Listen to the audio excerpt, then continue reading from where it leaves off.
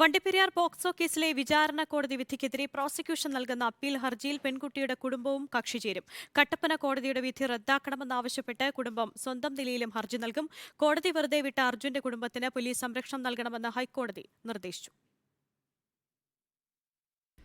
വണ്ടിപ്പെരിയാറിലെ 6 വയസ്സുകാരിയുടെ കൊലപാതകത്തിൽ പ്രതിചേർക്കപ്പെട്ട അർജുനെ കട്ടപ്പന കോടതി വെറുതെ വിട്ടതിനെതിരെ ഹൈക്കോടതിയിലാണ് പ്രോസിക്യൂഷൻ അപ്പീൽ ഹർജി നൽകുക.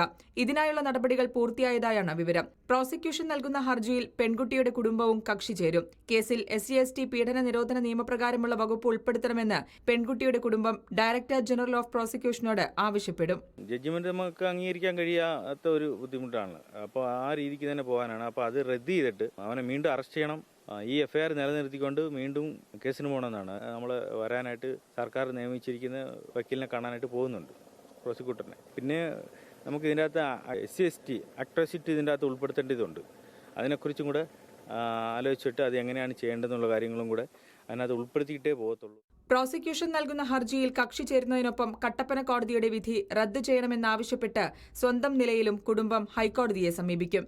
ഇതോടൊപ്പം CBI അന്വേഷണം ആവശ്യപ്പെട്ട് KPCCയുടെ നിർദ്ദേശപ്രകാരം അഭിഭാഷക കോൺഗ്രസിന്റെ നേതൃത്വത്തിലുള്ള ഹർജിയും അടുത്ത ദിവസം ഹൈക്കോടതിയിൽ നൽകും. കേസിൽ കോടതി വെറുതെ വിട്ട അർജുന്റെ കുടുംബത്തിന് പോലീസ് സംരക്ഷണം നൽകണമെന്ന് വണ്ടിപ്പെരിയാർ പോലീസിന് ഹൈക്കോടതി നിർദ്ദേശം നൽകി.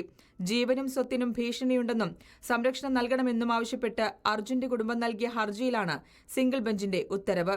കേസിൽ പ്രോസിക്യൂഷന്റെയും പോലീസിന്റെയും വീഴ്ച ആരോപിച്ച് വണ്ടിപ്പെരിയാർ പോലീസ് സ്റ്റേഷനിലേക്ക് യൂത്ത് കോൺഗ്രസ് നാളെ മാർച്ച് നടത്തും. വിവിധ ബ്യൂറോകൾക്കൊപ്പം ന്യൂസ് ഡെസ്ക് റിപ്പോർട്ടർ.